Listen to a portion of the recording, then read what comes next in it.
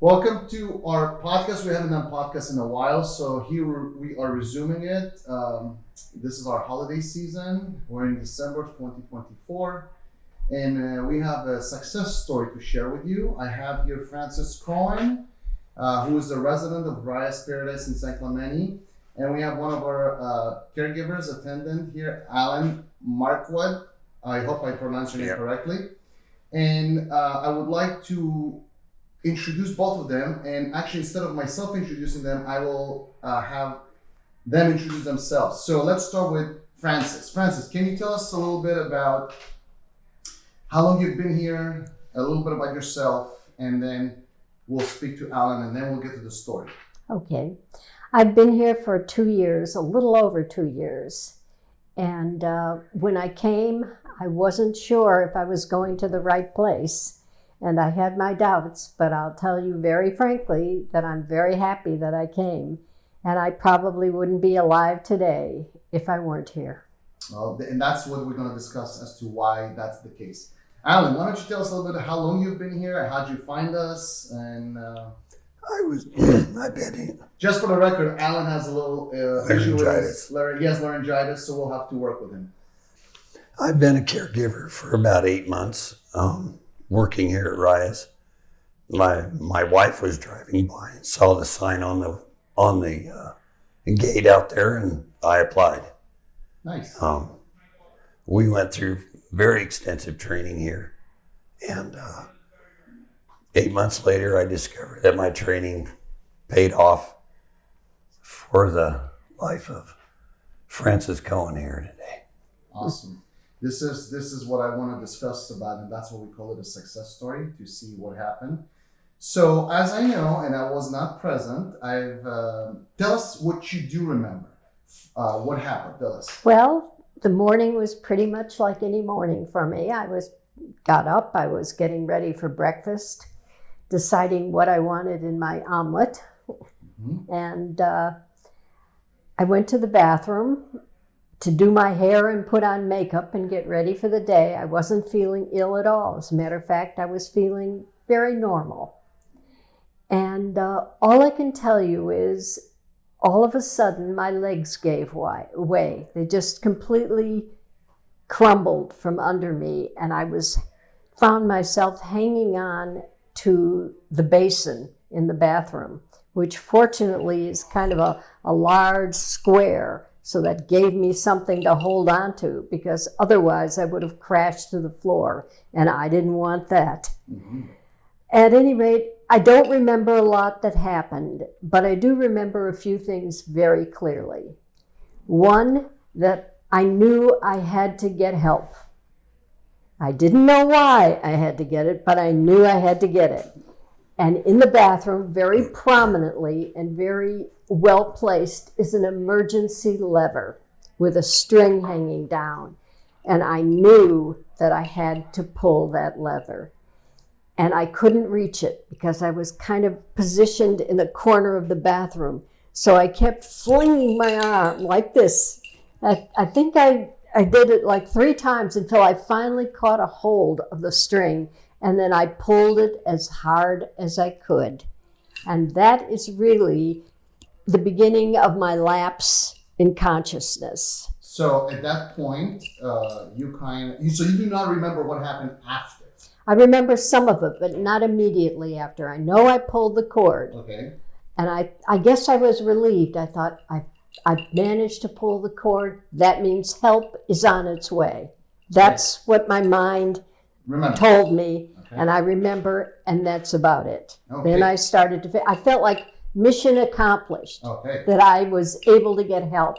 And then, I don't know, I faded into blackness.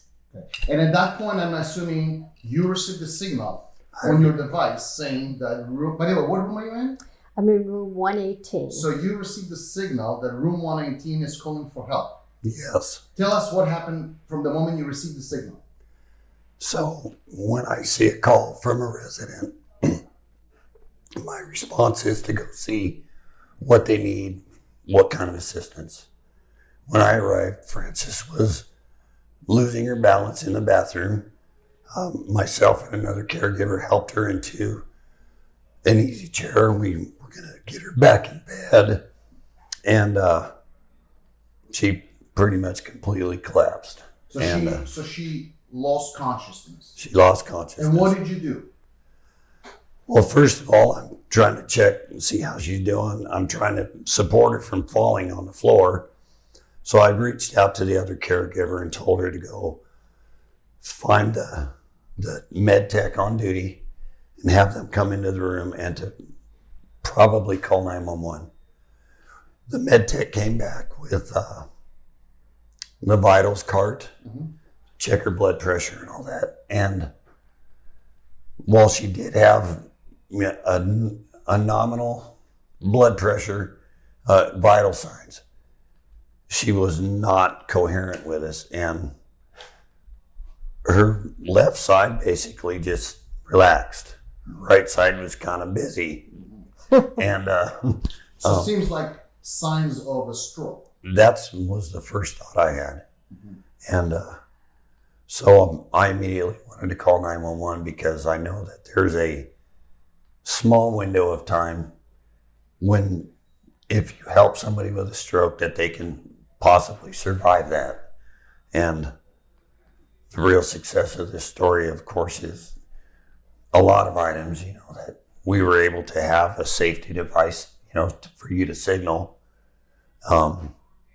to, good, the fire department that was there in the hospital and was able to take care of you. But that window of time is critical. It's critical, correct. So so just for the record, we do have licensed nurses here at RAYA'S Paradise, and another thing we do have, and for you to know, you wear a special device on your arm, and if you would not even be called a button, that device scans the room, and if it's below certain height, it will let us know that somebody's potentially has fallen or is misplaced the device, the wearable.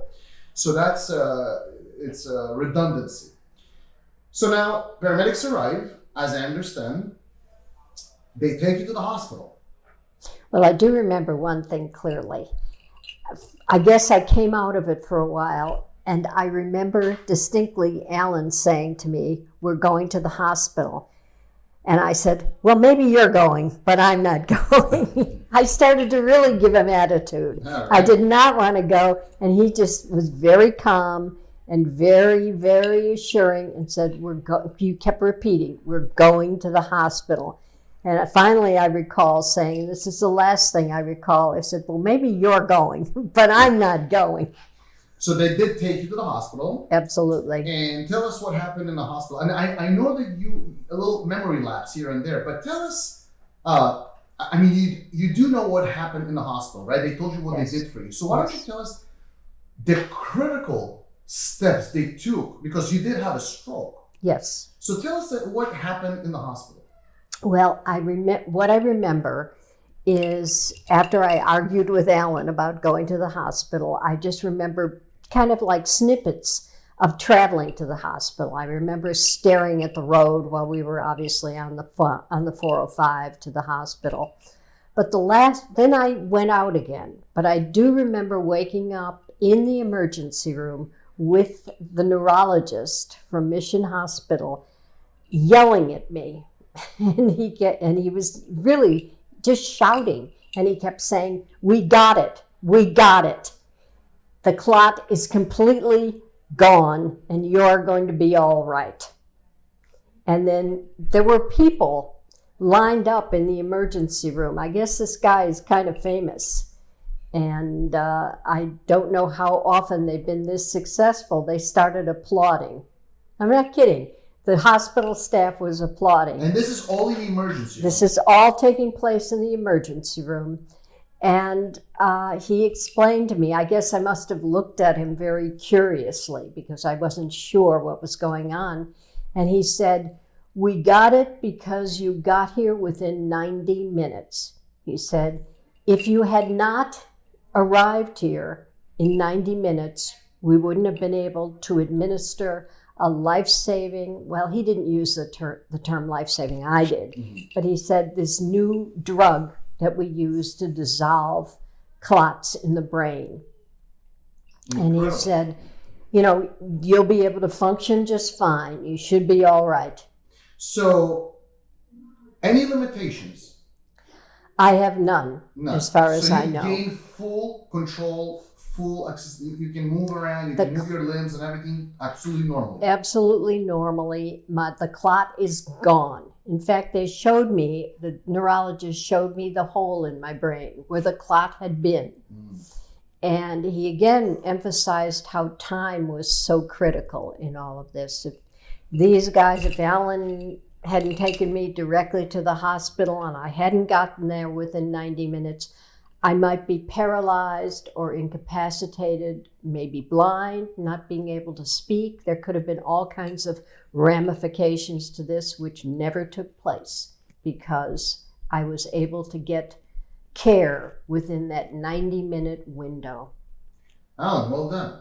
I must tell you, this is definitely a success story. I literally, listening to this, I have goosebumps. From no limits, like zero side effects, to what could have happened if nobody would come for her rescue. Sounds more like a miracle story than a If success story. nobody, I'd be gone. I really wouldn't be sitting here right now. Yeah. And I wouldn't be able to laugh and smile and see you with my eyesight of 20/20 vision. Well, I assure you. Not bad, not bad. Well, I do have to tell you that without that training, I would have panicked and not known what to do. So having the skills, the training to understand what's going on, to recognize it, and to be able to do something about it, and not being afraid, are the success here. You never know what life's going to throw you. No, but I know. But you can come prepared for much of it. So that being said, Frances, like she said, she woke up one day completely normal, no limitation, went to do her typical day like she always does, went to the bathroom to put makeup, do her hair, boom, completely unexpected. So that's why it's important when we have people that come in to place their loved one, whether it's a mom, dad, grandma, grandpa, friend. I always tell everyone, even though it's a very pretty facility, or I shouldn't even call it a facility, I should call it a community, right? I always tell them it's not about the beauty. It's about the care. It's about the training. It's about the staff, because you can have golden ceilings here. What good does it do if you don't have the proper care? And another thing I just want to let everybody know who's listening to this podcast is that RAYA'S in Los Angeles and RAYA'S in San Clemente, we have by far the highest ratio of staff to residents. Nobody has what we have here. I don't know if you work elsewhere beside RAYA'S. No, but nobody has what we have. Like I know a lot of places, they have 1-to-12 ratio, 1-to-15. I even know a place that caters to people with dementia with 1-to-24. Now, I don't know how that's doable. It's just not doable. But ever since we opened this building, I always said we will be known for the quality of care. And that's one of our slogan, is a tradition of quality care. So with that said, thank you for everything you've done for Frances. You literally saved her life. Yes, you did. And Frances, thank you for being able to share this story with us, because we will put it on our website and on YouTube, and people can listen, and hopefully they'll understand. And this is also meant to be educational. So when people do look for a place, not just to look at a pretty building and interiors, but also go deeper and ask questions. What are your ratio? What are your training? These are the things that actually matter more, if you ask me.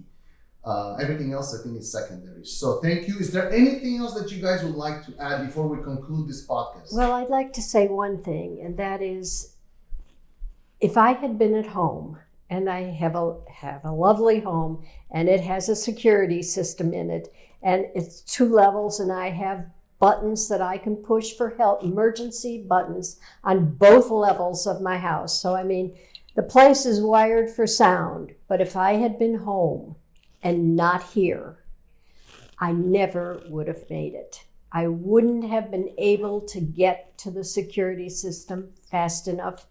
and I'm not sure what would have happened when I arrived at the security system. In other words, you may think you've taken care of everything, but if you don't have help, if you don't have a human being responding to your need that knows what to do, you're going to be in big trouble. And I really credit the fact that I'm right here today and smiling and laughing and enjoying myself with the care that I've received at RAYA'S Paradise. Well, thank you for the testimonial. Thank you for the care, and thank you for listen, we're gonna do more and more of these success stories. So, Good. Francis, thank you very much. Alan, thank you very much. And with that, we are concluding our podcast and for 2024. Thank you.